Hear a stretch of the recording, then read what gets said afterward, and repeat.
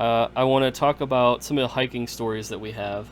Some funny ones or some exciting ones, some cool ones, action packed. If there's something like a target animal or a really cool animal that you found, what's like one of the most interesting stories you could share with us about being out there in Michigan, or maybe even traveling with Josh's frogs, or different things that you've experienced. Unfortunately, I haven't had the opportunity to go and do any hiking or herping while I've been out on trips for work yet. It just hasn't been the right time of year and stuff, but hopefully that will be a thing that I get to do at some point this year. Gonna get to start signing up for some more shows soon. And I know there have been plenty of folks with the company who've had some really exciting herping experiences and stuff on their show trips. So looking forward to that. Can't think of the name of the park right now or the forest, but there was one place that I went to. I was a kid. I was probably in like middle school or something like that. That definitely kind of jumps out to me as sort of my most interesting or exciting hiking story. I was on vacation with my parents. We were up in the northern lower peninsula, and we went to this hiking trail that went into the woods, that we were on a trip for checking out something else, some waterfalls or something like that, and decided to take a walk down this trail. And we were kind of debating how long we were going to keep going down this trail because the mosquitoes were just awful. Like, it had been raining and stuff beforehand, and summer, so it was like super muggy and stuff. But we went for a little bit longer before we decided we were going to turn around. I'm really glad that we did, because we actually ran into a mother porcupine with her porcupet, and it was super cute. They didn't really seem super bothered by us. I got some good photos of them, so we got to kind of stand there and watch the porcupines meander around and stuff for a few minutes before they left. And I was like, all right, guess we can head back now. We're not going to top that. And that's the one and only time I've ever seen porcupines in the wild. Could feature an Do you animal. want me to talk about Mount Washington, even though it's not Pennsylvania? Yeah, no, go ahead. This is the Woods and Forest Media channel now, so. Oh wow, stepping up there. Um, well, without making like it a 5-hour story, I'll just say, okay, so it was June 2020. It was the first week that we were legally allowed to be like check in a hotel and go and do this hike up at Mount Washington in what was it, New Hampshire? I think I'd remember. I think it was New Hampshire. It's in the White Mountains. It's the second highest elevation east of the Mississippi, and we decided to do it during like the COVID thing because we had planned it for a while and we were allowed to go, so we went. Well, there was a gajillion issues that we ran into for people who actually know how to hike and take the stuff very seriously. We were very ill prepared and almost paid for it. Quite dearly. Yeah, so we get up there. We plan to have 2 days of being able to decide what day we can summit this. If you're not familiar with Mount Washington, I believe it has the highest recorded wind speed in the world. I don't know if that's gusts or sustained winds. There's a big difference. Their weather can turn very quickly. You can have absolutely zero visibility, even though it's only just over 6,000 feet. It's pretty nasty up top compared to down below, so if there's even a chance of rain and winds, you could have 40-mile-an-hour sustained winds and rain, and you can't see very far in front of you, and you're in a bad spot. So we had two days. We found a day that was going to work. Maybe had 6 hours of sleep. Didn't pack the proper amount of food. Had enough water, or we thought, and we didn't have any like filtration system to where like if we needed more water, we thought we can get water at the top of the mountain. Like, we thought we were good to get to the top. This mountain has a diesel cog that you pay for. You can ride up and down. You can also pay to drive your vehicle to the top. So like it's kind of a family thing if you want, or you can try to hike it. We decided to summit despite the mountain itself being closed. This meant that the cog was not in operation and the road was not open. And we wanted to walk it anyway. So if the road was open, we wouldn't have done that anyway. So we get about 60%, I would say, up the mountain and start hitting snow in June. A guy was coming down and he like tried to talk us out of going to the top because we didn't have cleats. We didn't like, they're like removable cleats that you can put on your boots, and that's like, it made it risky, but it also made our time a lot slower to get to where we needed to go.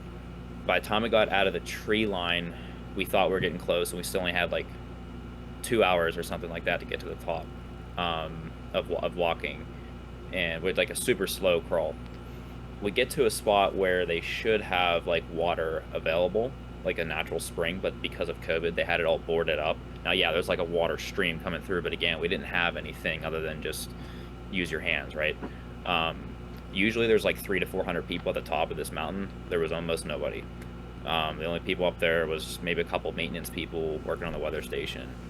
And at this point, we realized that we're extremely exhausted, not prepared for it, not in shape for it, and we have to go down. And some people said, well, why don't you take the road down? If you can drive it, just walk it. Like, who cares? If you get in trouble, tell them that like you're in a situation and like you have to get down. The problem was the bottom of that road was an hour drive from where we parked. So we decided to walk back down, and going down without cleats is worse than going up. So we're like holding onto tree branches, trying to not slide down this mountain. I don't know. It took like 9.5 hours to do the hike. We ran out of food, ran out of water, we ran out of daylight with 2 hours left of the hike without daylight. And this forest isn't like in Pennsylvania. When it's dark, it's like you're lost, essentially. So it was getting to the point where like we were thinking that if somebody like broke their leg or got hurt or whatever, there's nobody coming. The mountain's closed. The only way off this mountain is probably a $40,000 helicopter ride off of it. We definitely shouldn't have went when it was closed. We definitely needed to prepare for the water. You know, like there was just a whole lot of things. We finally get to the bottom. My one friend, she lost both her toenails, was vomiting at the bottom. She exhausted herself. I was in pretty bad shape. So then we're okay. How So now long we're was this starving. hike? Like mileage? Yeah. How far? It's only like, I don't know. My step counter said I did 47,000 steps. I don't know how far it is in the incline. I think it's like 4.5 miles up and then down or something like that. And then, but it's a pretty steep incline. I don't know. It shouldn't have been as bad, but we just didn't have the proper gear, and we got really lucky that the weather didn't get bad while we were up there by ourselves. But then, like, we get down to the bottom, we're starving, and because it's COVID, even Walmart's closed. There's no gas stations. The only thing open is a Taco Bell 40 minutes away, and it closes in like an hour. So we get to Taco Bell with no time, order like $80 of food, and eat it all. And for the next couple days, my one friend Dave, he couldn't like, he needed assistance to get out of bed. He needed assistance to like get out of a vehicle, and he's like he played D2 college baseball. He's like in great shape. He just wasn't in that type of shape. His pain was pretty severe. Probably had a lot of lactic acid buildup. Moral of the story: do your research. And yeah, that's not the kind of stuff we do at PA Woods and Forest, right, Aaron? But you know, Yeah. that was my. I will never do it again. You know, could have been in a pickle there for sure, especially if we would have gotten hurt, not being able to get down the mountain. So anyway, like I was saying, I've camped out and gone hiking when it was like near zero, but unlike Josh, I was properly prepared and attired for it. Actually slept in a hammock with like a big sleeping bag and a tarp wrapped around me. Heat up water bottles and stick them in my sleeping bag to stay warm at night, and it actually worked out pretty well. I have been injured on the trail before. I got hit in the head with a rock 4 or 5 years ago. We were trying to hike up this really steep bank. It was really stupid. Let some guys talk me into it, and we were hiking up and somebody kicked a rock loose and it rolled down and smacked me in the head. And I'm down there, I'm just like, oh, like making noises or whatever. And they're like, are you all right? I'm like, I don't know. And I touch her head, and I look at my hand, and my hand's just red, just soaked in blood. I'm like, no, I'm not good.